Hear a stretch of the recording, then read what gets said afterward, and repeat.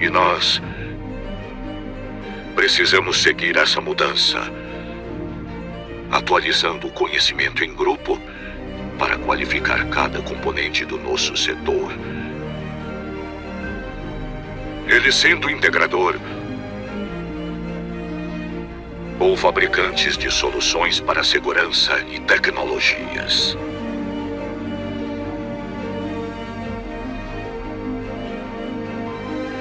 Mas não queremos apenas reproduzir ideias. Queremos evoluir. Queremos avançar. Olá, muito boa noite a todos aqui que nos acompanham nesse primeiro Linha de Frente de 2022. Que alegria, há mais de um ano estamos com vocês aqui. Quero mais uma vez agradecer o pessoal do CT Segurança, essa plataforma sensacional com uma série de produtos que visa simplesmente compartilhar inovações, inspirações. E eu tenho o privilégio de ter aí já há mais de um ano esse programa, todas as quartas-feiras aqui com vocês. É uma alegria enorme, quero agradecer a sua presença. A gente sabe que as lives são muito concorridas. Hoje há uma variedade enorme de lives aí a todo momento, as pessoas estão muito focadas nessas lives e, além do que, estamos no mês aí de férias, o mês de janeiro, que tradicionalmente é o mês das férias escolares, muita gente ainda curtindo aí a festa de as festas de final de ano, mas de qualquer maneira eu quero agradecer aqui a oportunidade de estar com vocês. Eu estou estreando essa live aqui de 2022, essa primeira live do ano, não como tradicionalmente eu faço, tendo sempre um convidado aqui para compartilhar lições importantes, mas sobretudo dessa vez aqui comigo, apenas para a gente poder compartilhar alguns conteúdos. Eu tenho feito isso, já fiz mais de uma vez, e hoje eu quero trazer aqui para vocês uma reflexão. Eu mandei o convite para as redes sociais, para os nossos amigos, as pessoas dos grupos de WhatsApp que a gente pertence, para poder divulgar um tema que eu já divulguei isso daí em algumas ocasiões, entre elas na própria Polícia Militar do Estado de São Paulo, na seção de assuntos civis, na nossa diretoria de comunicação social, onde eu tive a chance de compartilhar esse conteúdo com os alunos que estavam se formando no curso especializado da área. É um privilégio estar com vocês aqui, você que está me acompanhando aqui ao vivo neste momento, mas aqueles que eventualmente vão entrar posteriormente, porque todas as lives aqui, todo o conteúdo do CT Segurança fica registrado. Eu quero agradecer de primeira mão aqui o meu irmão, Coronel Aviador. Na live da semana passada, a gente fez uma menção honrosa a um projeto que o meu irmão conduziu junto com outros, uma equipe multidisciplinar da Força Aérea, o teste do nosso primeiro motor hipersônico, e foi assim, muito emocionante ver esse projeto em parceria da Força Aérea com a parte da ciência aeroespacial brasileira, e foi um projeto bem sucedido, o lançamento de um foguete. Só de ouvir a história eu me emociono, e agradeço Barão, que é o apelido dele, por esse projeto que colocou o Brasil à mesa dos grandes. Quero agradecer aqui um cara muito querido meu, foi um mentor também, é um mentor, é uma pessoa que eu recorri durante muitas vezes no conteúdo dessa live de hoje, que é o papel do comentarista de segurança, um pouco do papel da imprensa na segurança pública. A gente vai falar um pouco sobre tudo isso, mas muitas vezes eu recorria a pessoas para tentar fazer do meu comentário um comentário um pouquinho mais adequado, um pouquinho mais legitimado, um pouquinho mais consistente, e aqui o Coronel Merlo, da minha turma, trabalhamos juntos. Merlo, obrigado pela sua presença, sempre foi uma pessoa que me ajudou nos comentários, uma pessoa que está sempre me acompanhando aqui nas redes, nos projetos, enfim, e também amigo de frequentar a minha casa. Obrigado, Merlo, pela sua presença. Gostaria que muitos mais da nossa turma estivessem aqui presentes.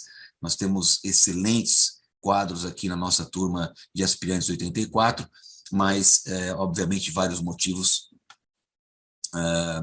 faz com que outras pessoas, os nossos colegas, tenham outras atividades nesse momento também. Quero agradecer uma outra pessoa que está aqui acompanhando também, o Eitan Magal. O Eitan Magal é um dos meus próximos entrevistados, já aceitou o convite, né? A gente vai estar agendando isso. Eitan, muito obrigado pela sua presença aqui. Você que é um ícone, eu tenho muito a agradecer à comunidade israelense, tanto na minha formação como profissional.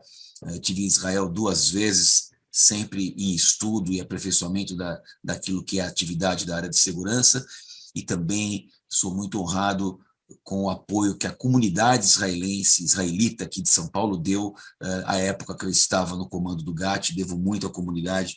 Estou aqui também com o meu queridíssimo amigo, já foi meu entrevistado aqui, o Wilson Leite, um dos ícones do Corpo de Bombeiros da Polícia Militar, um dos idealizadores do projeto Resgate, que hoje é um sucesso absoluto aqui, ajuda tanta gente, salva tantas vidas.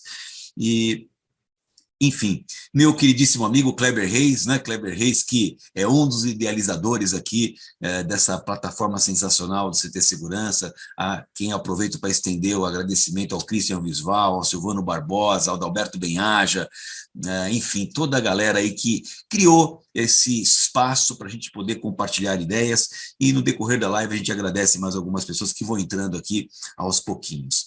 Eu escolhi o tema de hoje, gente, porque eu tenho visto uma série de considerações sobre o papel da imprensa na sociedade democrática, né?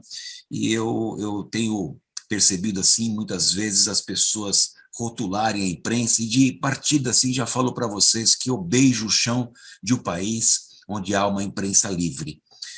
Eu vejo isso, já tive alguns países onde as liberdades são mais cerceadas, e senti que isso era uma coisa muito impactante no meu modo de enxergar a vida. E isso me fez ficar muito mais sensível à defesa de um país onde há uma imprensa livre.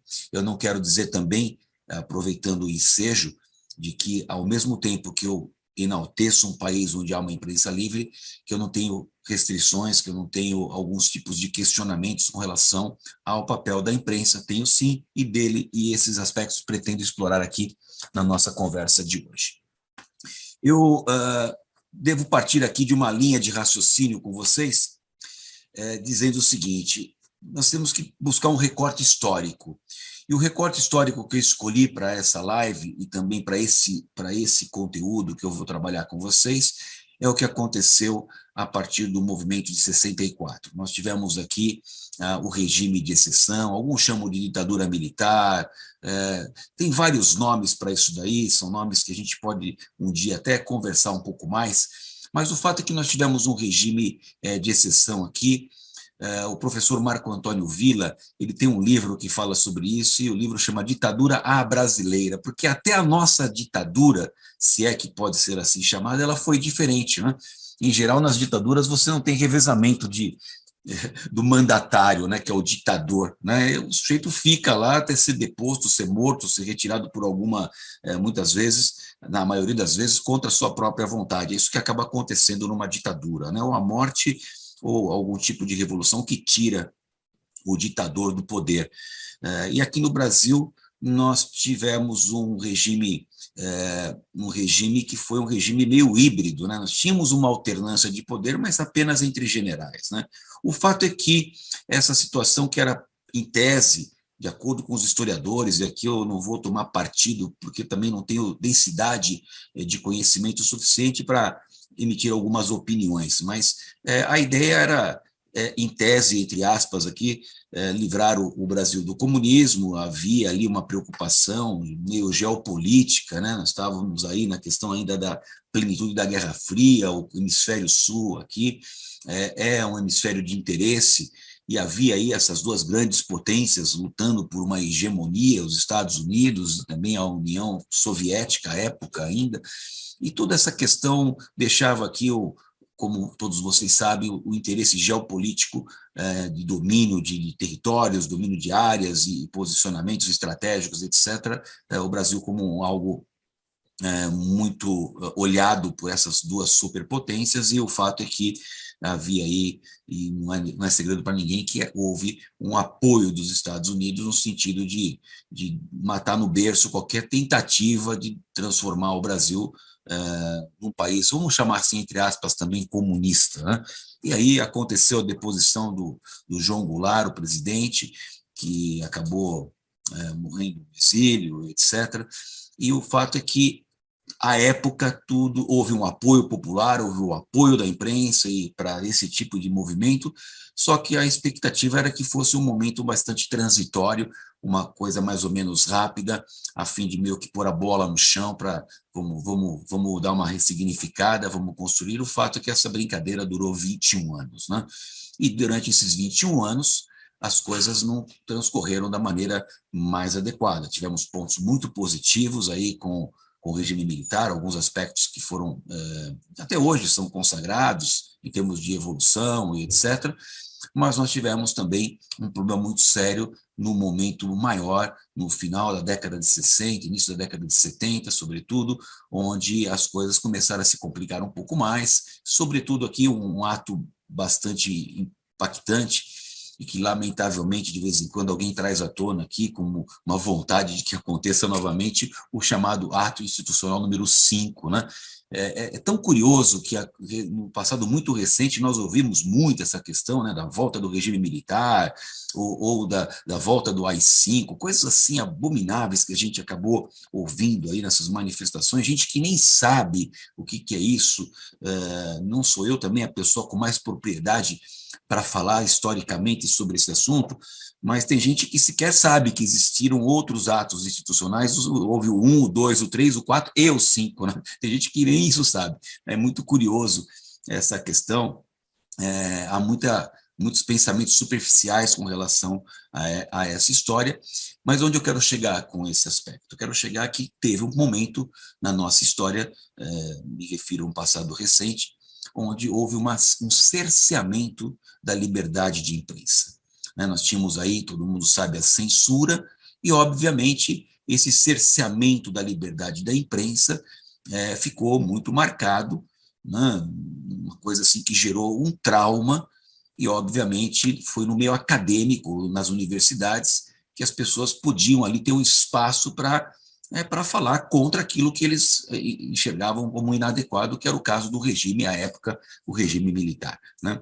O regime militar ele ganhou um início, depois ele ganhou uma consolidação e depois começou a apresentar sinais de fadiga. Começou a haver um burburinho na sociedade querendo mais liberdade, tivemos alguns problemas muito sérios aí com os desaparecidos políticos, enfim, começou a haver essa reverberação, tanto é que em 79, quando Geisel assume, Geisel promete uma abertura democrática lenta, gradual e segura, expressão dele mesmo, né? E a ideia era essa, porque ele já sentia, né? E a situação já se apresentava como necessária, ares democráticos soprando aqui no país, a transição para um governo eleito, um governo civil e assim por diante, né? O fato é que isso acabou não acontecendo da maneira tão rápida, foi muito gradual isso. Aí nós tivemos uma outra alavancagem importante, que foi o movimento Direta Já. O movimento Direta Já é uma história mais ou menos assim, ganhou, mas não levou, né? Houve ali o movimento para nós termos a primeira eleição com voto direto para presidente da República. Isso acabou não acontecendo, e nós tivemos mais uma eleição onde foi eleito Tancredo Neves por um colégio eleitoral. Tancredo ganhou, mas também não levou, faleceu, né? E aí começa a nossa história ainda dentro desse compasso histórico. Onde eu quero chegar com esse raciocínio rápido no ponto de vista histórico? Nós tivemos um represamento da liberdade de imprensa, nós tivemos censura, nós tivemos pessoas exiladas, nós tivemos uma situação muito complicada e em alguns momentos bastante grave com relação às liberdades, né, à opinião divergente. E aqui eu já faço um apelo, talvez eu repita isso muitas vezes nessa live, agradecendo mais uma vez aqui as pessoas que estão entrando, meus amigos. Ricardo Tassinato, obrigado pela presença aqui. Uma das frases que eu talvez repita algumas vezes aqui é que nós podemos divergir, nós podemos discordar do ponto de vista um do outro, mas nós não podemos desrespeitar, né? Isso é um aspecto importante, nem lacrar quem quer que seja, né? Isso que é algo que é o melhor exercício da liberdade que a gente pode ter, no sentido da gente compreender que existem pontos de vista diferentes ou divergentes do nosso, né? Isso é um aspecto que precisa ser compreendido numa democracia, mas a gente não significa que tem que ter desrespeito com relação a isso. Você pode divergir, mas você não pode desrespeitar. O fato é que, naquele momento histórico, isso ficou muito pendente para um lado, e com a abertura democrática, com a primeira eleição presidencial e etc., e sobretudo agora com outro fato importante, eu me referi às diretas já em 84, e agora um outro aspecto importantíssimo, que tem muito a ver com o que eu vou falar agora nessa live que eu tenho falado, foi a nossa Constituição de 1988, a Constituição Cidadã, a Constituição que ela trouxe ares democráticos para o país de uma maneira muito significativa, sobretudo da parte do seu artigo 5º, que trata dos direitos e garantias fundamentais. É um artigo bastante robusto, é um artigo que prevê uma série de direitos e garantias fundamentais, e isso veio, gente, para ficar, isso veio para selar, pelo menos sinalizar qual que era o país que o legislador constituinte, que na verdade é aquele que representa a sociedade, que escolheu, né, o legislador constituinte para fazer a Constituição, em tese, é o desejo do povo, em tese, de um país democrático, um país onde nós pudéssemos ter a alternância de poder, um país onde podemos exercitar o nosso livre pensar, e uma série de direitos e garantias fundamentais. E notem que coisa curiosa, né? Vocês podem perceber um dado interessante que mostra o momento histórico, o recorte histórico que nós temos para a Constituição de 88. Tínhamos acabado de sair de um regime de exceção, passamos por um processo de abertura democrática de 79, e a sociedade naquele borbulhamento, naquela efervescência, querendo ares novos, querendo experimentar, né? E as manifestações, as greves e tudo isso naquele caldo cultural daquele momento, e fez com que a Constituição fosse um retrato do momento também. Notem que o artigo que diz respeito à segurança pública é o artigo 144. A parte boa do artigo 144, a parte boa da segurança pública está na nossa lei maior, é que ela está lá. Isso é uma parte boa, mostra a importância. A parte ruim é que vocês já pararam para observar que o capítulo que trata da segurança pública, ele é raquítico. Ele só fala que existe a segurança pública é um dever do Estado, direito e responsabilidade de todos, fala quais são os órgãos que são responsáveis por isso, lá enumera, né, a Polícia Federal, as polícias militares, as polícias civis, a Polícia Rodoviária Federal, tem até a Polícia Ferroviária Federal, que ninguém sabe se existe, né, eu nunca vi, né, e depois estabelece ali na sequência, nos seus incisos ali, nos seus parágrafos, um resuminho muito rápido do que cada um desses órgãos vai fazer, e lá no parágrafo 7º ele fala assim, bom, a lei vai disciplinar o funcionamento desses órgãos e a organização de modo a lhes garantir eficiência. E acaba por aí, gente. É uma página que nós temos que fala sobre a segurança pública na nossa Constituição Federal. Essa é uma prova de que, no meu modo de ver, com todo respeito à divergência, de que o que se queria naquele momento era focar muito nos direitos e garantias fundamentais, na organização do Estado, e a segurança pública, no meu modo de ver, foi deixado assim, sabe? Dá só um picolézinho assim para segurar os caras, sabe? E não vamos falar muito disso daí não, porque tem coisas mais importantes.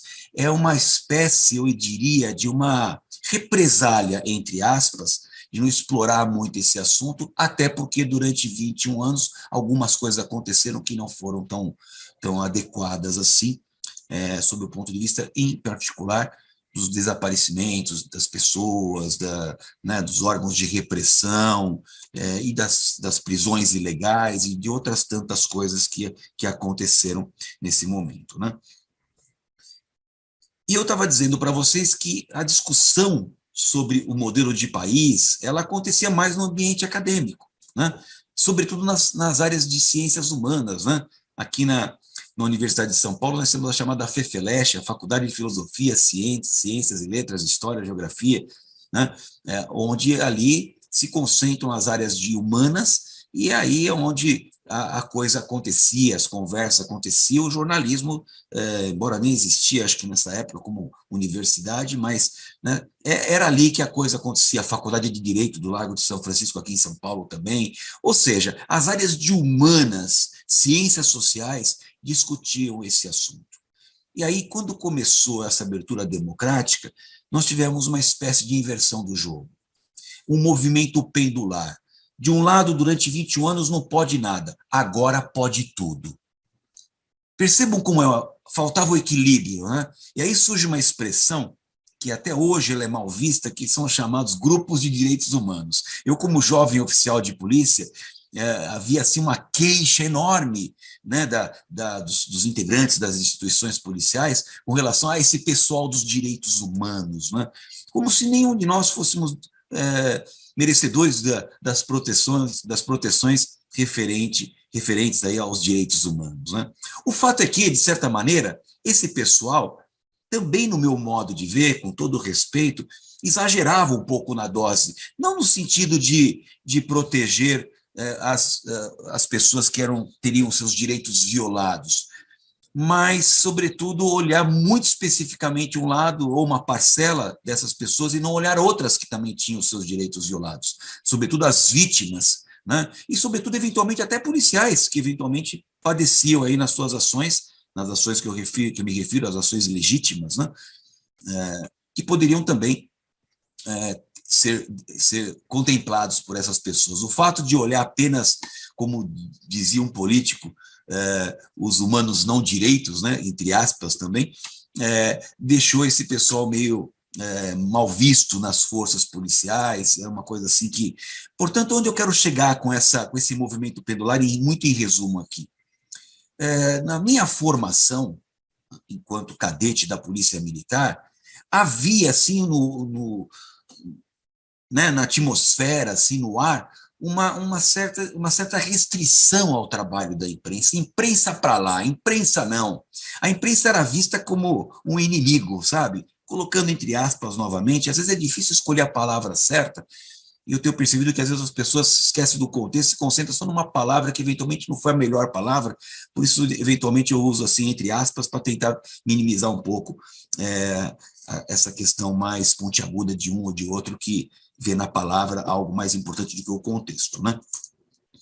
O fato é que essa era a pegada, sabe? A gente tinha uma dificuldade, assim, de lidar com a imprensa, né? A imprensa era sempre muito resistente, também muito, eu diria, pontiaguda em relação às polícias, um pouco desse caldo histórico, né? Por isso que eu trouxe essa questão histórica, né? Agora chegou a nossa vez, agora somos nós que estamos aqui, agora nós estamos na mesa também, mais ou menos assim, é a minha percepção, e esse afastamento gerou um problema. Da parte da polícia também, gente, devo dizer para vocês que em época onde tudo podia e ninguém questionava, os órgãos reguladores também não estavam muito nem aí, né?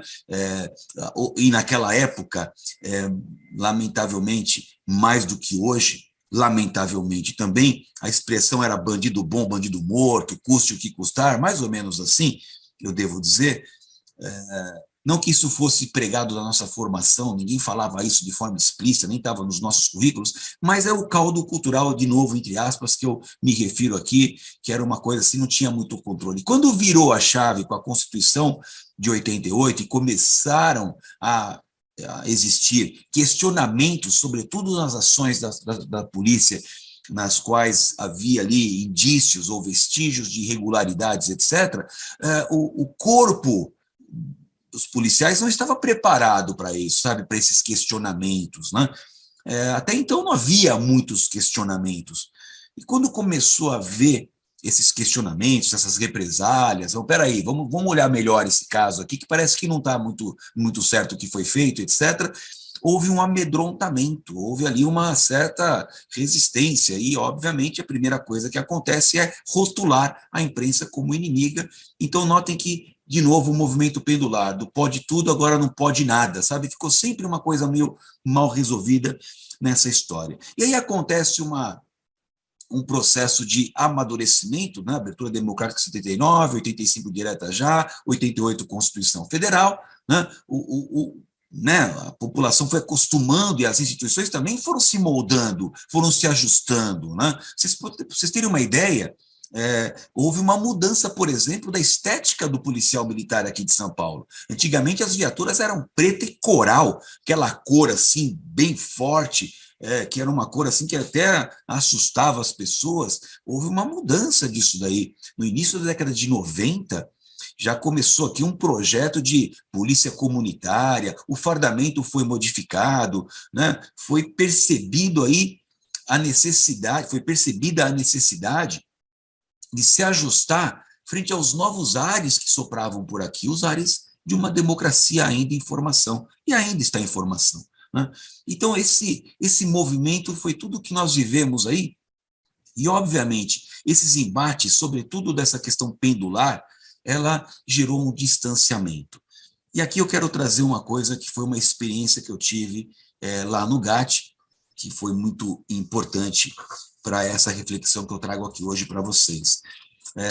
Quando eu fui atuar no GAT, o GAT é uma tropa de elite, que todos vocês sabem, e as ocorrências do GAT, todas elas são midiáticas. Não há uma ocorrência na qual o GAT tenha participação que não tem mídia. Ocorrência com refém tem mídia, ocorrência com explosivos tem mídia, rebelião em estabelecimento prisional tem mídia, resgate de um criminoso ou resgate de um refém ali mantido por um criminoso num local de difícil acesso, precisa de helicóptero para fazer um rapel, tem mídia. Não há ocorrência de crise sem mídia presente. E eu estava exatamente nesse olho de furacão, tendo que lidar com isso. Ou seja, como comandante do GAT, eu tinha que ter essa percepção que nas minhas operações a mídia estaria presente. E aí aconteceu um movimento, obviamente sensibilizado com tudo isso, também já formado em Direito, tendo feito um curso de extensão de Direito Constitucional na Universidade de São Paulo, logo depois da promulgação da Constituição, eu estava mais ou menos antenado a essa necessidade, e aí eu até criei uma frase que norteou o meu trabalho à frente do GAT nas operações. E a frase é a seguinte: o direito à vida das pessoas transcende o dever de informar da imprensa e o direito de saber do público. Essa foi a frase que eu criei e que norteou o meu trabalho e o trabalho da minha equipe diante das ocorrências com reféns. Vou repetir: o direito à vida das pessoas transcende, é maior do que o dever de informar da imprensa, mas o direito de saber do público. Eu vou explicar agora o que está por trás desse significado. Quando tem uma ocorrência do GAT, tem uma vida em jogo, tem vidas em jogo, a vida do policial, a vida do refém, inclusive a vida do criminoso. A vida de todas essas pessoas é mais importante que o dever de informar da imprensa. Olha a palavra que eu usei, dever de informar. Eu reconheço o papel da imprensa.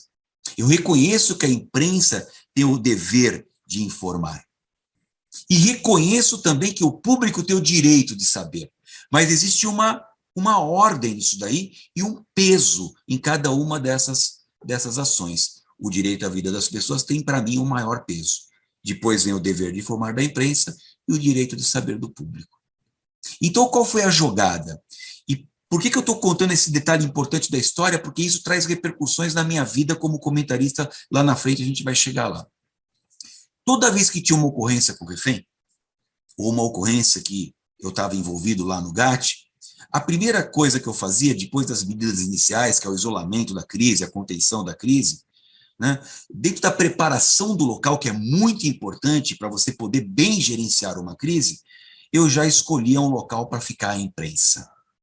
E qual que é o local que eu escolhia para ficar a imprensa? O local lá longe, já com o povão? Não, eu não fazia isso. Ao contrário, eu mesmo fazia quando tinha essa condição, quando não, eu colocava um oficial meu, bem instruído, para fazer esse contato com a imprensa. Eu trazia a imprensa não para o perímetro externo, onde estava a população, ali no local seguro. Eu trazia a imprensa para um perímetro controlado, não no gabinete de crise, não no ponto de onde nós gerenciávamos a crise. Ali não. Ali é um assunto para a polícia. Ali é um assunto para profissionais que estão responsáveis por gerenciar a crise. A imprensa não tem que ficar ali vendo a nossa estratégia, ouvindo nossa estratégia de ação, porque não é esse o papel da imprensa. Mas eu colocava todo mundo da imprensa num determinado local, um local que eu escolhia, um local adequado, e olha só a sacada. E aí fica a dica para vocês aqui, que eventualmente são policiais, estão na ativa, que estão acompanhando ou vão acompanhar essa live. Qual que era a jogada? Eu falava assim, juntava lá o pessoal da televisão, do rádio, dos jornais, punha todo mundo e falou, ó, pessoal, aqui é o local que vocês vão ficar. E aqui é um local onde a cada meia hora vai vir alguém aqui, eu mesmo, alguém determinado por mim, para dar um boletim da ocorrência, de como está acontecendo, de modo que vocês estejam informados. Mas com uma condição, todos ficarão aqui. Aqui é o local designado. Aqui é o local onde vai acontecer os boletins aí intermediários enquanto a crise estiver em andamento. Se alguém fugir desse contrato aqui, se alguém extrapolar, se alguém sair daqui e tentar se aproximar de um local não autorizado, aí eu vou mudar a chave. Aí eu vou colocar todos vocês para fora, lá onde fica a população, longe do local da crise aqui, onde está a população em segurança, e vocês saberão da ocorrência quando ela terminar. Qual que era a sacada disso? Isso dava tranquilidade para o repórter. E aqui vai a primeira lição. Qual que é o sonho de todo repórter? O sonho de todo repórter chama furo jornalístico. O que é o furo jornalístico? É o que ele tem e que ninguém mais tem. Quando eu coloco todo mundo no local ali, concentrado, rádio, televisão, jornais, os freelancers, todo mundo ali, e falo, aqui é o local. Sabe o que acontece, em geral? Um alívio. Todos eles pegam os telefones e ligam para suas redações e falam assim, fica tranquilo, ninguém vai ter o furo. Porque o problema não é você não ter o furo. O problema é o outro ter o furo e você não ter. Esse é o problema. Quando os respectivos jornalistas ali presentes ligavam para suas respectivas redações e falavam assim, ninguém vai ter furo, ninguém vai ter o furo, então os chefes de redação já baixavam a pressão, já ficava mais tranquilo. E isso baixava ali o problema que eu tinha para gerenciar com relação à imprensa. E mais do que isso, gente, vez ou outra, ou eu ia, ou alguém ia lá, para dar uma coletiva. E às vezes eu usava a própria coletiva para passar uma mensagem para a sociedade, uma mensagem para o criminoso que eventualmente estava assistindo uma televisão ou tinha algum tipo de comunicação. Nos cursos de negociação do GAT, a gente até faz isso como treinamento.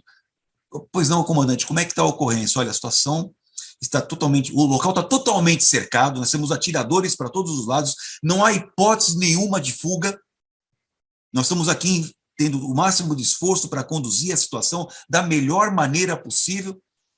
O que eu estou falando, gente? Estou passando uma mensagem para o criminoso que eventualmente está assistindo televisão, está vendo ali alguma coisa que não tem como escapar, que há um esforço para que ele dali não vai sair, só se ele se render mesmo, e eu estou passando uma mensagem. Ou então outro exemplo que a gente usava nos cursos. E aí, comandante, como é que está a operação? Olha, nós estamos aqui com todas as nossas energias, aqui, o nosso esforço, para poder resolver isso aqui da melhor maneira possível, queremos preservar todas as vidas, mas, infelizmente, os criminosos estão irredutíveis, estão apresentando sinais de descontrole, estão começando a se viciar os reféns, a situação está ficando cada vez mais grave, apesar dos nossos esforços, e blá, blá, blá, blá, blá, blá, blá, blá, blá.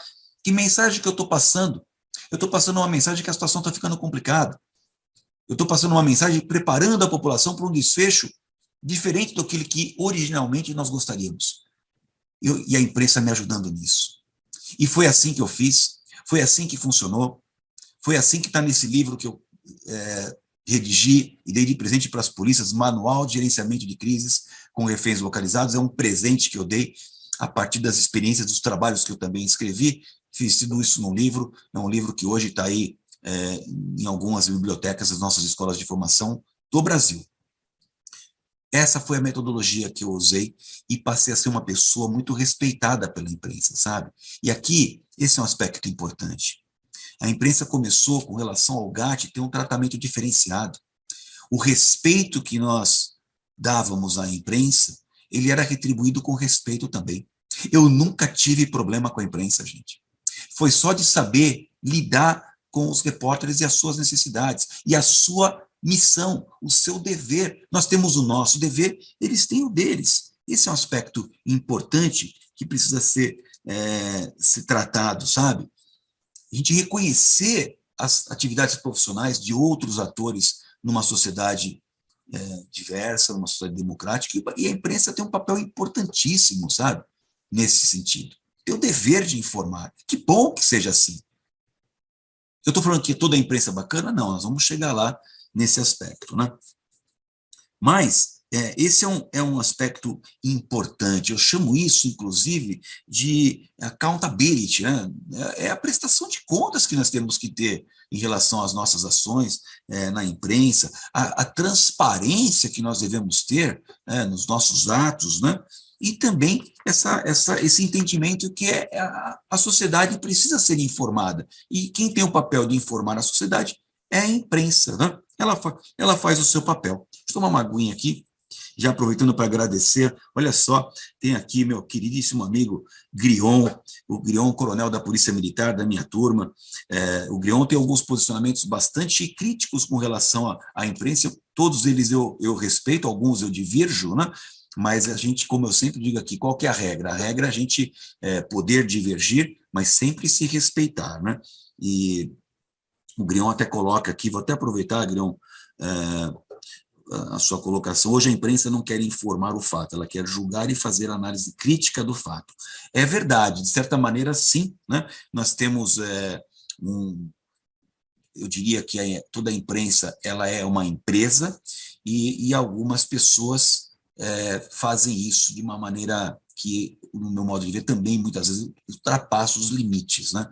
De fazer julgamento dos fatos. Muito embora eu, por exemplo, na função de comentarista, eu não jornalista, eu sou apenas um comentarista, eu tenho total liberdade de emitir as minhas opiniões sobre aquilo que eu faço. Aliás, isso aconteceu lá no SBT, quando eu comecei minha carreira como comentarista, depois na Globo, onde eu fiquei bastante tempo, e agora na Record a mesma coisa, né? Depois eu vou contar um pouco dessa história aqui, a gente chega lá. Quero agradecer aqui o Paulo Aguilar, Major, que já foi meu entrevistado aqui,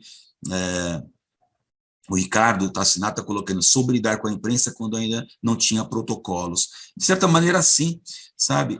Aconteceu isso, sabe, Ricardo? Foi um insight que eu tive em cima de uma necessidade e de uma situação que acontecia com frequência, né? E tem um detalhe, sabe, gente? Quando você não age dessa maneira, como eu agia, o cara da imprensa, ele vai fazer tudo, ele faz de tudo. E aqui entra um pouco daquilo que o Grion trouxe aqui, sabe? Às vezes alguns não têm limite para poder saber o seu papel. O interesse do sujeito é tanto ganhar o furo jornalístico que ele força a barra, sabe? Ele expõe pessoas, ele entra em situações de risco, impõe risco à operação por conta desse descontrole que tem alguns maus profissionais. E maus profissionais nós temos em todas as áreas, né? Na imprensa, na medicina, na advocacia, na polícia e assim por diante, né? Então, quais eram aí os aspectos importantes que eu queria ter trazido até essa primeira partezinha aqui, rápida para vocês? Essa questão da gente ter a ideia de prestar contas, o papel nosso, né, da segurança pública, prestar contas, ser transparente, informar, né? Agora, acontecem algumas coisas importantes nessa minha visão desse movimento pendular que aconteceu da imprensa, sabe? Da parte dos órgãos públicos, em particular, que são muito vigiados pela imprensa, nós temos alguns problemas. E aqui vale para todos os órgãos, tá? Eu tenho acompanhado isso com muita frequência. O que o administrador público se esquece? Se esquece que ele tem dever de prestar contas daquilo que ele faz, né? Sobretudo nas horas ruins. Porque na hora boa, por incrível que pareça, tem sempre cheio de gente disposta a dar entrevista. Mas na hora ruim, não. Na hora ruim é a hora que o cara desaparece, né? Então, aqui vem o problema. Quais são os 3 aspectos que eu tenho observado nessa minha trajetória de 12 anos aí como lidando com o pessoal da imprensa, participando das redações, estando nesse ambiente, né, como um elemento externo, vamos dizer assim, porque eu não me julgo, vamos dizer, parte disso, eu sou um contratado para poder dar um pouco de legitimidade nos comentários referentes à área de segurança. É isso que dá legitimidade para aquele que tem o privilégio de ter um comentarista de segurança, né? Mas quais são os principais problemas que a imprensa percebe em nós? Eu elenquei 3 aqui, né? Essa é uma queixa meio comum que eu percebo, sabe? A primeira delas, não responder ou se omitir, sobretudo nos momentos ruins. Essa é uma coisa assim que marca demais. Isso, quando acontece, gera uma efervescência enorme nas redações das emissoras, dos jornais, quando o administrador público foge à responsabilidade diante de um fato que está sob sua responsabilidade, ele tem que prestar contas, ele não menospreza a questão da prestação de contas, do accountability ali, da transparência, e ele não está disposto a responder ou se omite. Quando não faz isso, também não é muito bem recepcionado a resposta por meio de nota de imprensa, né? A nota de imprensa é, em geral, quando o cara não quer se manifestar, mas não pode ficar sem se manifestar, porque se ele pudesse, ele nem nota de imprensa mandava, e aí ele manda uma nota de imprensa, e a nota de imprensa é aquela coisa fria, aquela coisa assim, também não é, muito embora em alguns momentos eu acho que até é válido, mas eu vejo um uso meio exagerado, sobretudo quando é para se esconder da hora ruim, né? Então a nota de imprensa é outra coisa que pega muito mal para as redações, e eu estou somente reportando aqui aquilo que eu tenho observado. E uma terceira, e essa é a pior, essa que eu vou falar aqui é a pior de todas, é justificar uma ação irregular ou criminosa com boas ações. Aí o rótulo é na hora, o rótulo de sacana, o rótulo de mentiroso, o rótulo sabe, o rótulo de desonesto. É essa a visão que se tem quando uma pessoa, uma autoridade pública, quer justificar uma situação completamente irregular, flagrantemente criminosa, às vezes, com as boas ações, né? Eu me lembro uma vez que eu nem estava nessa função, mas eu era ainda ativa da Polícia Militar, quando um coronel da nossa polícia, responsável pelo comando de policiamento da capital, houve uma ação irregular da polícia, uma execução, na verdade, e aí ele estava ali, foi chamado, não teve como escapar da entrevista, e o repórter perguntou, mas aí, comandante, que era coronel, o que o senhor tem a falar sobre isso? Não, você tem que levar em conta que nós atendemos não sei quantas chamadas, deixa eu voltar aqui, saiu aqui. Nós atendemos não sei quantas chamadas por dia, apreendemos tantas armas, vistoriamos tantos veículos. O repórter falou, coronel, você não está entendendo a minha pergunta, eu quero saber a respeito desse fato. Então ficou uma conversa meio conversa de louco, sabe, gente? Uma conversa assim que depõe contra a inteligência, sabe? Eu acho isso é uma coisa, até hoje eu critico isso, sabe? Eu acho que na hora, e eu quero trazer aqui o exemplo de uma pessoa que um dia eu testemunhei isso, é o Coronel Camilo. O Coronel Camilo hoje é o secretário adjunto da Polícia Militar na Secretaria de Segurança Pública, foi nosso comandante-geral, era uma pessoa que tinha no seu comando mandou construir aqueles banners para dar entrevista, estimulava as pessoas aí a prestar contas, etc. No comando dele, eu me lembro que isso era uma coisa bastante tranquila, assim, sobretudo para os oficiais, diante das operações, dar as entrevistas, né? Dar uma espécie de atendimento à imprensa, né? E uma vez aconteceu uma ocorrência muito ruim, uma ação deplorável protagonizada por um policial, e o coronel Camilo foi chamado, ele atendeu a imprensa, ele começou a conversa assim, olha, em nome de toda a instituição, eu como comandante-geral, mais ou menos assim, não vou lembrar todas as palavras, mas venho aqui para pedir desculpas a essa família por essa ação, contra esses policiais, todas as medidas serão tomadas mediante a instalação de um inquérito policial militar, será apurado rigorosamente a conduta, blá, blá, blá, e olha, gente, eu estava na redação Nessa época eu estava já na Rede Globo e eu vi, nossa, caramba, até que enfim, né? Alguém que, sabe, e isso foi muito bem recepcionado, eu achei de uma coragem moral e por isso torno aqui público essa minha admiração por essa conduta em particular do Coronel Camilo, né? Muito bem, já que eu falei da parte daquilo que deixa o pessoal da imprensa meio chateado com a gente, entre aspas, né, com a gente que eu falo, porque eu me coloco também no contexto, né, como policial que sou, né, desse universo da polícia com a imprensa. Da parte deles, nós também temos alguns ressentimentos, né, e eu percebo assim, olhando o nosso público, olhando as queixas dos nossos integrantes, né, as chateações, é porque a imprensa dá muito destaque para as nossas falhas, né? Ela tem um peso um pouco desequilibrado, né? A balança um pouco desequilibrada. Para aquilo que é falha, eles estão prontos, e eu não tenho nada contra, agora minha opinião pessoal, não tenho nada contra, acho que é o papel mesmo, né? Quando a gente falha, enquanto policial, descumpre as normas, descumpre as leis, nós estamos assumindo o risco de tomar aí uma exposição por um órgão de imprensa que está ali olhando e fiscalizando, e é o papel deles. Eu acho que é uma coisa natural. Não vejo o menor problema numa imprensa que aponta as nossas falhas, que está ali em cima, questionando, sabe? Não vejo problema nenhum. O que eu vejo é que há um excesso de espaço para isso e um pouco espaço, muito pouco espaço para as nossas boas ações. Vou dar um exemplo disso. Eu só não vou falar o nome da emissora, mas não vai ficar muito difícil de adivinhar. Um dia eu estava como comentarista e acompanhando aqui o noticiário logo cedo, e aí aconteceu por parte da Rota uma apreensão de 2 toneladas de maconha na Fernão Dias. E aí eu estava acompanhando e, olha, eu vi as chamadas das notícias da madrugada, e entre elas essa chamada, mas só de ouvir a chamada, eu já percebi que não iam dar um destaque para isso, sabe?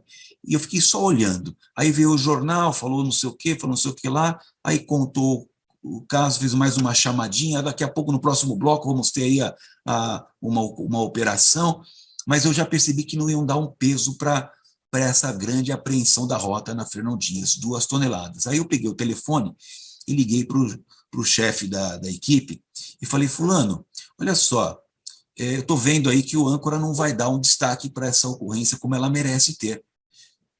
Cara, são 2 toneladas, não estou falando de 2 quilos, de 20 quilos, nem de 200 quilos, estou falando de 2.000 quilos de maconha. É uma grande apreensão. Não, pode deixar, Luca, pode deixar que eu vou dar um toque aqui. Beleza, aí fiquei esperando, daqui a pouco veio assim. Quando chegou a notícia mesmo, Rota faz uma operação, prende 2 toneladas de maconha, vamos à notícia do tempo. O tempo em São Paulo e o transporte. Gente do céu. Aí eu fiquei nervoso. Aí eu peguei o telefone de novo, liguei para o chefe da equipe e falei, escuta, vem cá, fiz uma pergunta para ele. Você sabe qual que é a diferença entre apreender 2 toneladas de maconha numa operação policial e pousar um Boeing no Rio Hudson, lá em Nova York? Ele respondeu que não sabia. Eu falei, pois é, meu amigo, é mais ou menos a mesma coisa. É coisa rara. O cara pousou um Boeing lá no Rio Hudson, né, por conta das panes lá que tiveram nas turbinas do avião, pelo choque com os pássaros, virou até filme em Hollywood. Tom Hanks é o ator, é um protagonista desse filme. Virou filme. Você acha que aprende todo dia 2 toneladas de maconha? Você imagina qual que foi o golpe que a facção criminosa tomou com essa grande apreensão? Quanto isso representa? Você acha que é fácil?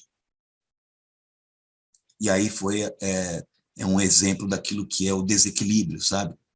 Eu falei, pô, dá uma camisa para os caras, dá uma camisa seria assim, dá um elogio, faz um enaltecimento, pô.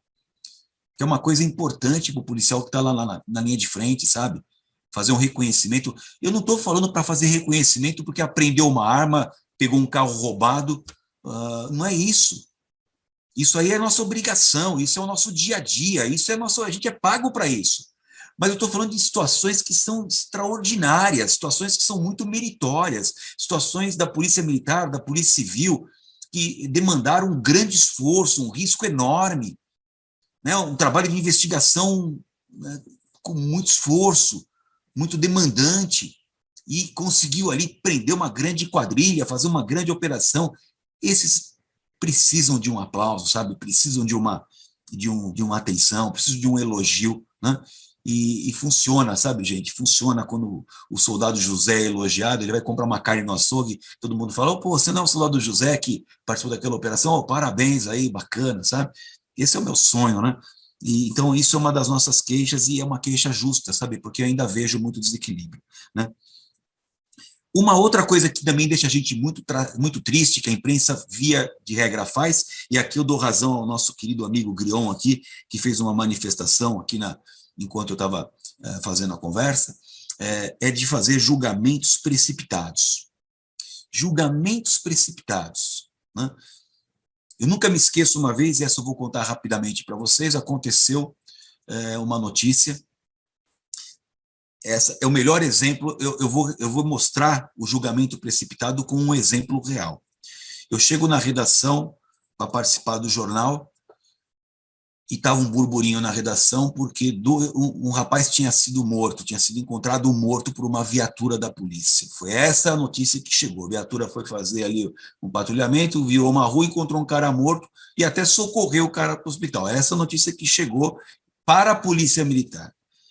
Só que no chamado Fala Povo não era isso. E começou a chover telefonema lá na redação dizendo que essa história era uma história mentirosa, era uma história falsa, é uma história que os policiais estavam atrás desse motociclista e atiraram nele.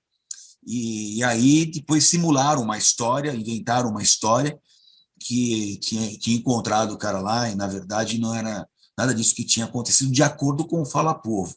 E quando eu chego na redação, a imprensa, que já tem algumas restrições assim históricas, eu já me referi aqui para vocês no início da nossa conversa, já veio para cima de mim, olha só, os caras estão mentindo, não sei o que lá. Eu falei, calma, deixa eu ver. Aí liguei para o comandante. O comandante era o coronel Marcelo Steinfinger, uma pessoa que eu conheço há muito tempo. Liguei para ele e falei assim, Marcelo, olha só, cara, a notícia que está chegando aqui na redação é divergente daquilo que foi informado aí pela Polícia Militar, cara. Está falando que os caras executaram o sujeito aí, atiraram no cara. E aí o coronel Marcelo falou assim para mim, falou, Luca, me dá um tempinho, me pediu um tempo. Aí daqui a pouco ele me liga e fala assim, deixa eu te falar uma coisa, olha só. Eu cheguei aqui, acho que ele foi procurar um lugar melhor para me contar essa história, o gabinete dele talvez. E aí ele falou assim, quando eu cheguei aqui, eu vi essa história e tô também sabendo desse burburinho, eu chamei os dois policiais aqui. Os dois policiais, chamei um de cada vez e pedi para me contar a história. Pedi para um, depois pedi para o outro. Aí eu fui atrás do GPS da viatura. Eu fui atrás do GPS da viatura para saber o trajeto e ver se a história que eles contaram batia com o trajeto. A história bate de um, a história bate do outro, o GPS está confirmando no cronograma e no deslocamento que eles falaram para mim, e para além disso, Luca, eu devo falar uma coisa para vocês, são dois policiais novos, são dois policiais que não têm nenhum tipo de registro histórico, daqueles caras assim ainda da velha guarda, não, são caras recém-formados, eu não tenho o menor motivo para desconfiar da versão deles. Então, neste momento, Luca, não tenho como falar ou dar razão aí ao tal do Fala Povo. Eu estou acreditando na palavra dos policiais. Porém, devo te dizer uma coisa. O tiro que atingiu e matou o rapaz ficou alojado na cabeça dele. Quando nós fizermos aí o exame necroscópico, é capaz de nós identificarmos, porque eles falam que não atiraram, as armas estão ali com eles, estão intactas, as munições estão intactas, não houve nem, ou seja, não tem registro de nada que possa ser contraditório ao que eles estão apresentando aqui. Então, eu vou acreditar na palavra dos policiais. Assim ele falou para mim, e assim eu voltei para a redação. Quando chegou lá no meu comentário, eu senti que a redação e a equipe do jornal queria que eu desse um valor para o Fala Povo, sabe, gente? Mas eu me mantive ali, em cima da versão do coronel, e falei, olha, até onde eu apurei, a história está batendo. É claro que ela é uma história um pouco delicada, precisa de uma apuração, mas neste momento não vou falar nada sobre a conduta dos policiais enquanto nós não tivermos um aprofundamento dessa investigação. E eu senti, gente, que os caras não gostaram desse comentário, mas depois, antes de terminar a live, eu vou falar qual foi o pacto que eu fiz quando eu entrei nessa emissora. Passado um tempo, o que aconteceu? O exame necroscópico foi feito, o laudo foi emitido, a nossa corregedoria ficou atrás, foi aprofundando a investigação, e aí constatou que o projeto tinha saído de uma pistola calibre 380. Um dos policiais militares dessa dupla tinha uma pistola calibre 380 nos seus registros de armas particulares que a polícia tem controle. A corregedoria fez uma operação na casa do sujeito, apreendeu a pistola, fez o exame da pistola e viu que a pistola era a pistola da qual tinha partido o tiro. No confronto balístico, era a pistola. Interrogado, o policial acabou assumindo a mentira e tudo foi revelado, eles foram presos, um por autoria e outro por cumplicidade. Quando isso veio à tona, voltou a matéria no jornal novamente. E aí vieram todos para cima de mim, tá vendo? Não tinha falado? Eu falei, mas agora eu posso falar. Em outras palavras, onde eu quero chegar com essa história? Não podemos deixar a imprensa fazer conclusões precipitadas. Até porque, no caso de um homicídio, investigar um homicídio é mergulhar um terreno lodacento muito perigoso. Então, é muito importante ter cautela para a gente não destruir reputações. Para quem quer saber o que é destruir reputações, lembra de um caso antológico aqui em São Paulo, que é justamente a escola de base que gerou um problema muito sério aqui e destruiu uma família inteira por conta de uma acusação falsa e inadequada. Bom, feito isso, gente, eu citei aqui nessa conversa a evolução histórica, o movimento pendular, e eu percebo que hoje, já com um pouco mais de amadurecimento democrático, a relação da imprensa está um pouco melhor com a instituição. Algumas emissoras um pouco mais, outras emissoras um pouco menos, né? Por exemplo, e aqui eu vou citar até nomes com todo o respeito. A Rede Globo, por exemplo, onde eu fiquei durante 7 anos, a Rede Globo tem uma pegada que é o seguinte, eles entendem que, até onde eu pude perceber ali, dentro do espaço que eu frequentava, que se o policial faz o trabalho dele bem feito, ele está fazendo a obrigação, ele é pago para isso. Eu não tenho que elogiar ninguém por fazer a sua obrigação. Esse é mais ou menos, em resumo, o pensamento da Rede Globo. Por outro lado, se um policial que é pago para prestar um bom serviço de qualidade faz besteira, faz coisa errada, descumpre a norma, aí eu dou martelada na cabeça. É assim que a Rede Globo pensa. A Rede Record, onde eu trabalho hoje, ela tem, no meu modo de ver, uma visão diferente. Ela não baliza ninguém. Ela, se cair lá e se cair comigo uma prática inadequada, uma não conformidade, descumprimento de uma norma da instituição, descumprimento da lei, eu não tenho a menor restrição de fazer o comentário apontando a não conformidade, criticando a ação, exigindo a responsabilidade dos envolvidos e assim por diante. Por outro lado, o que me dá bastante alegria é que é uma emissora muito permissiva naquilo que são as boas ações. A gente não cansa de elogiar as boas ações da polícia lá.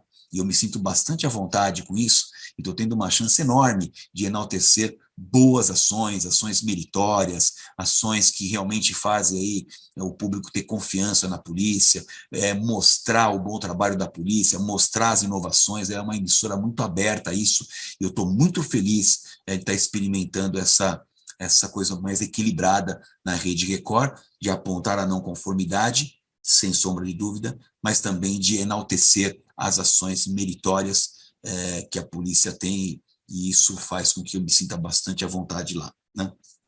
Eu queria, chegando ao final da nossa conversa aqui, deixa eu ver se tem alguém que eventualmente fez alguma pergunta aqui, que eu não vi, não dá para ficar acompanhando toda hora aqui o chatzinho.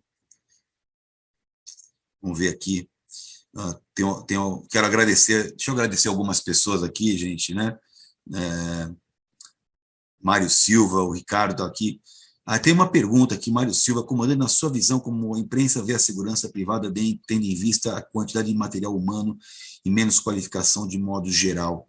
Olha só, Mário, eu vejo assim que há uma percepção da imprensa em relação à segurança privada muito boa, até porque toda vez que a gente ouve, né, a polícia consegue, pelas imagens das câmeras de segurança, a maioria dessas câmeras de segurança são da iniciativa privada, né, são das empresas de segurança privada. A segurança privada ajuda demais a segurança pública, né? E a imprensa eu vejo de uma maneira bastante adequada. Eu tenho visto também a imprensa muito sensível às guardas municipais, muito sensível na proteção dos integrantes da vigilância privada quando fazem bem o seu trabalho.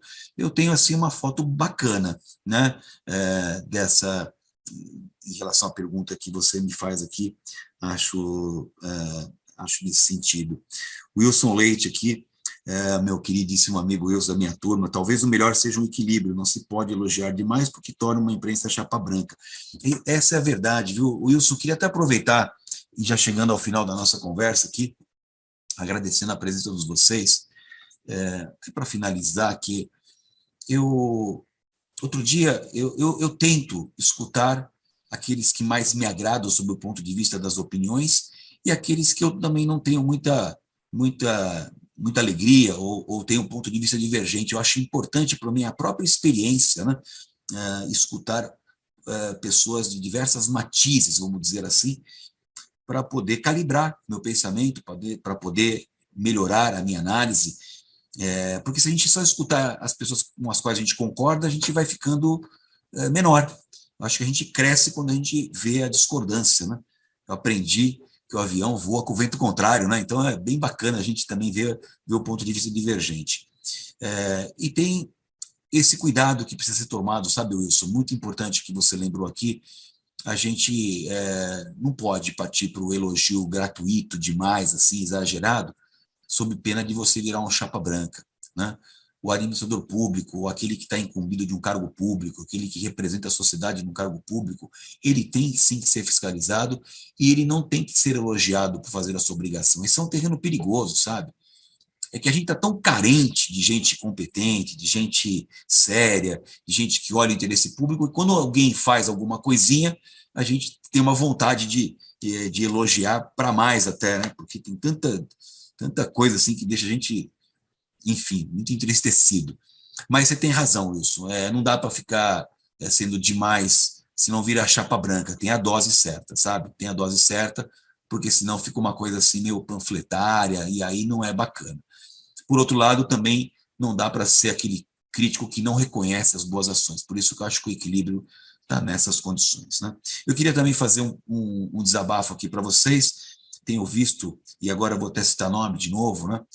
Não posso concordar com essa expressão globosta, globolixo, sabe, gente? Eu acho que nenhuma emissora merece isso daí. Eu admito, sim, que tem bons jornalistas, maus jornalistas, tem bons editoriais, e do resto que a gente não concorda, enfim, mas eu, de novo, peço que todos vocês façam uma reflexão de dar valor para um país onde tem uma imprensa, sabe, onde tem uma imprensa atuante, que a gente aplique a lei àqueles que ousam dela transgredir, quando fazem um papel inadequado, quando, como disse o Grião aqui, exageram na dose, e aí a gente tem mecanismos para isso, mas não podemos rotular uma empresa de jornalismo por conta de um ou outro que tem um posicionamento inadequado, sabe? Eu acho que esse é o papel mesmo. Nós temos que saber viver com essa pressão da cobrança, né? Da cobrança legítima. Eu acho que é um papel importante e, de novo, eu beijo o chão de um país onde há uma imprensa livre. Eu quero deixar claro aqui mais uma última coisa para encerrar a nossa live, já agradecendo aqui a presença daqueles que acompanharam.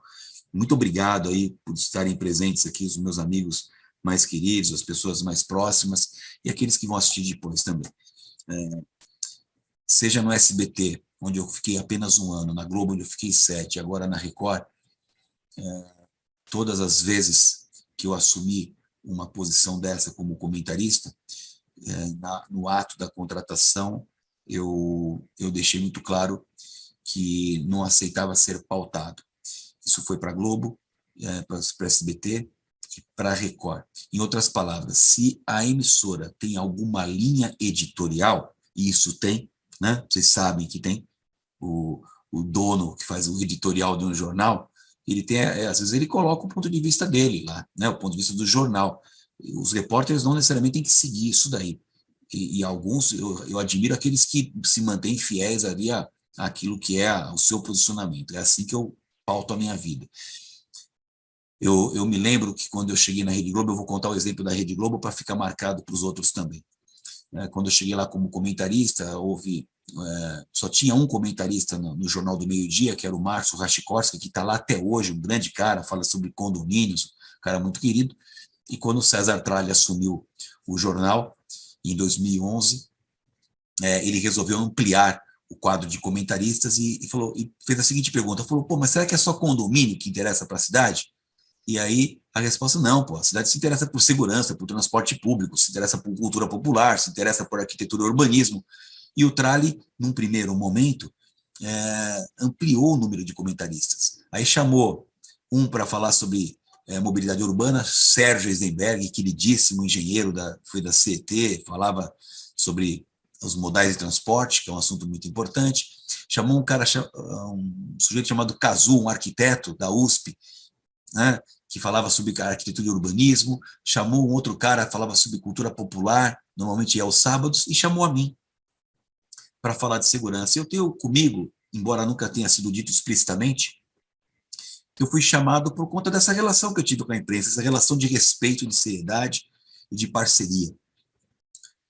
E aí, obviamente, fizeram uma festa lá, um evento e tal, e eu nunca me esqueço o editor-chefe do jornal, chegou uma hora depois das amenidades, ele fez a seguinte pergunta para mim, ele falou, Luca, vem cá, deixa eu te falar uma coisa, você está vindo aqui para ser comentarista, você não está vindo aqui para ser porta-voz, você sabe a diferença? Eu falei, claro que eu sei a diferença. O porta-voz é aquele que tenta dar uma enfeitada, sabe? Dar uma arrumada na coisa, né? O porta-voz tenta dar enfim, tirar os espinhos do assunto, né? Ele fala mais pró-instituição.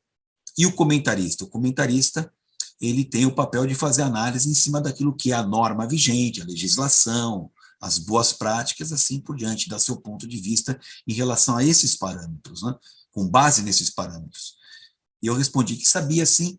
Ele falou, então tá bom, cara, porque você não está sendo chamado aqui para ser porta-voz da polícia, né? Eu sei que você foi da Polícia Militar, tem toda uma carreira lá e tal, mas você não vai ser o porta-voz da polícia aqui. Eu falei, não tem o menor problema, cara, eu tenho muita liberdade, né? Sempre tive na minha profissão, e não estou aqui para ficar defendendo o indefensável, você nunca vai ver de mim uma ação como essa. Ele ficou todo contente, esboçou um sorriso assim, e aí eu falei, mas vem cá, chama Cláudio. Falei, Claudinho, essa é a única exigência de vocês? Falei, essa é a nossa única exigência. Falei, pois é, então, para ficar chumbo trocado, eu também tenho uma. E aí falei para ele, falei, olha, entrei na Polícia Militar com 15 anos de idade, fiquei a minha carreira inteira aqui na Polícia Militar, saí agora, praticamente. Eu tenho uma reputação, tive a chance de trabalhar em locais que me deram uma projeção, eu tenho um nome construído. Então, deixa eu te falar uma coisa, se a Rede Globo tem alguma linha editorial, ela não me pertence. Eu vou fazer o meu comentário em cima daquilo que for o meu ponto de vista. E aqui, para você que está me acompanhando nessa live, fica aqui a conclusão dessa história. Nunca a Rede Globo, ou quem quer que seja, pertencente à emissora, ousou tentar colocar uma palavra na minha boca. Só, você vai ter que falar isso, vai ter que falar aquilo. Se você que está me acompanhando aqui um dia, assistindo um comentário meu na Rede Globo, ou até hoje, em qualquer lugar, não gostou do meu comentário, você não gostou do meu ponto de vista, e você tem todo o direito de não gostar dele, ou não concordar com ele. Nunca ninguém ousou fazer isso, porque é o pacto que eu estabeleci como princípio de vida. Então, o comentário que eu faço é em cima daquilo que eu penso. Pode estar certo, pode estar errado, de acordo com o seu ponto de vista, e como dissemos no início da conversa, você pode discordar, só não pode desrespeitar, né? Você pode ter outro ponto de vista divergente do meu, não tem o menor problema, só não pode desrespeitar ou querer me lacrar, né? Que é uma coisa muito ruim. Então, para aqueles que têm uma posição muito crítica com relação à emissora A, emissora B, emissora C, eu estou só compartilhando a minha experiência lá, nunca, né, isso aconteceu. Sempre houve um respeito ao meu ponto de vista. Pode até ser que eu não fiquei lá mais tempo por conta dessa posição. Pode ser uma hipótese. Eu não vou excluir essa hipótese. Mas nunca aconteceu comigo. Não tenho nada para reclamar da Rede Globo, nem do SBT, e muito menos agora da Record, onde eu estou bastante feliz. Bom, gente, em resumo, Vou encerrar essa live aqui com vocês, agradecendo muito a presença. Espero ter contribuído aqui com o entendimento um pouco daquilo que são as dores da imprensa, as dores da segurança pública, mostrado um pouco a evolução dessa história, mostrado um pouco aquilo que pode nos ajudar, mas, sobretudo, para a gente poder continuar tendo o privilégio de ter o orgulho de um país que tem uma imprensa livre, que pode ser melhorada, pode ser ajustada, pode aperfeiçoar seus métodos e pode, eventualmente, algum profissional da imprensa ser punido por uma inadequação, sem sombra de dúvida, como acontece em todas as profissões. Mas lembre-se, que privilégio é viver num país onde nós temos uma imprensa livre. É assim que eu vejo. Quero agradecer a sua presença aqui. Muito obrigado pelo prestígio da sua audiência aqui na nossa live e sigamos juntos nesse ano de 2022, ajudando a fazer desse país grande um grande país. Até a próxima quarta-feira, se Deus quiser, com mais um Linha de Frente. Até lá.